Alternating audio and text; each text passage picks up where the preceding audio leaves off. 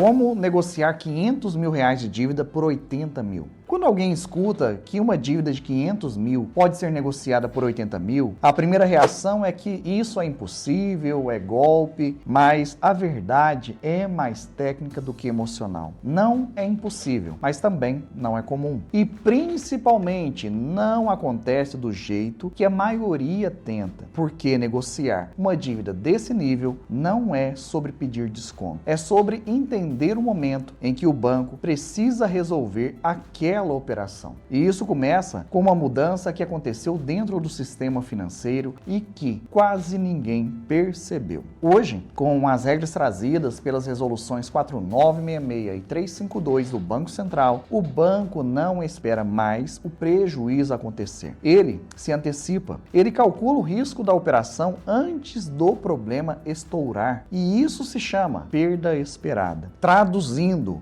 o banco começa a projetar quanto pode perder com a sua dívida. E quando esse risco aumenta, ele precisa fazer algo obrigatório: provisionar. Ou seja, separar dinheiro em caixa para cobrir essa possível perda. Agora, presta atenção nesse ponto. Quando o banco provisiona, a sua dívida deixa de ser apenas um crédito. Ela passa a ser um custo. E isso muda completamente a lógica da negociação. Porque chega um momento em que manter a sua dívida ativa é pior para o banco do que aceitar um valor muito menor e encerrar aquela operação. E é exatamente aqui que surgem acordos agressivos, mas esse cenário não aparece do nada. E é aqui que entra o maior erro de quem tenta negociar. A pessoa entra em contato com o banco no momento errado, sem leitura, sem estratégia, sem entender o cenário e recebe proposta ruim. Agora, guarda essa frase. Provisionamento cria janelas. Essas janelas são raras, curtas e invisíveis para quem não entende o sistema. Agora vamos falar então do erro que mais destrói negociação. Confundir insistência com estratégia. Ligar várias vezes, falar com o gerente, pedir desconto. E isso não cria negociação forte. Isso te coloca em posição fraca, porque o banco percebe que você quer resolver, mas não entende o cenário. E aí ele conduz. Agora entra um ponto fundamental. Reestruturação é diferente de renegociação. Renegociar pode alterar condições e aumentar saldo. Reestruturar busca reorganizar com estratégia e abrir cenário técnico de redução. Quando você renegocia, você aceita o jogo do banco. Quando você reestrutura, você muda o jogo. E negociação agressiva só acontece quando o jogo muda. Agora vamos aos fatores que normalmente estão presentes em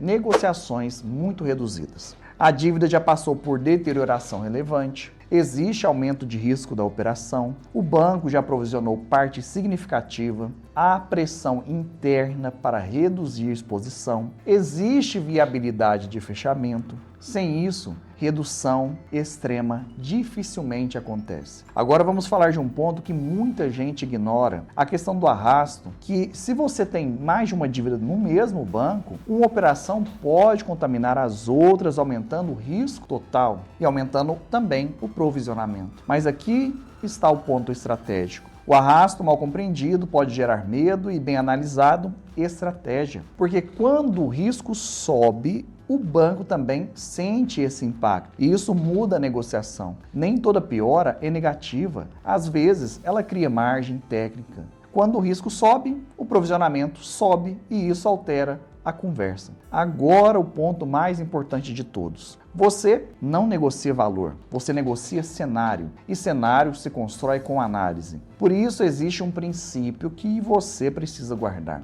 Negociação sem dossiê é amadorismo. Antes de qualquer proposta, é necessário entender o estágio da dívida, analisar o risco, avaliar o provisionamento, mapear o comportamento do banco, definir estratégia. Porque sem isso, você está apenas tentando. E tentativa nesse nível custa caro. Agora, outro ponto decisivo, o caixa. Negociação agressiva exige capacidade de fechamento. Você não precisa ter todo o valor, mas precisa ter estrutura financeira, precisa ter direção, precisa ter organização. Quitação não é improviso, é construção. Agora vamos falar então do judiciário. Muita gente acha que precisa processar para conseguir esse tipo de redução. Nem sempre.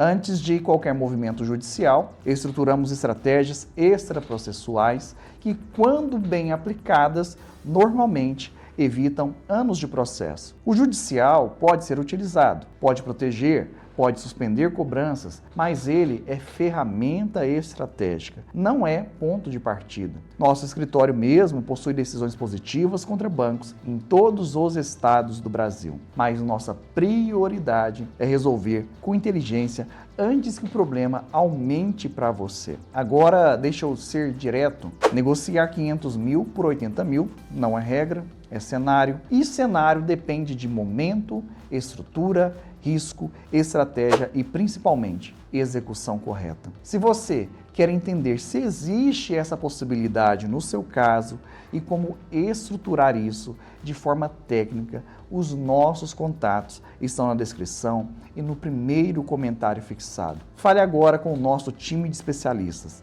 Entenda que aqui trabalhamos com um número limitado de casos de clientes e atuação personalizada. Se o seu perfil for compatível com a nossa metodologia, você será orientado sobre os próximos passos. Decisão financeira não se adia. Estratégia começa agora. Os nossos contatos oficiais estão na descrição e no primeiro comentário fixado. Fale com o nosso time de especialistas e solicite a análise do seu caso.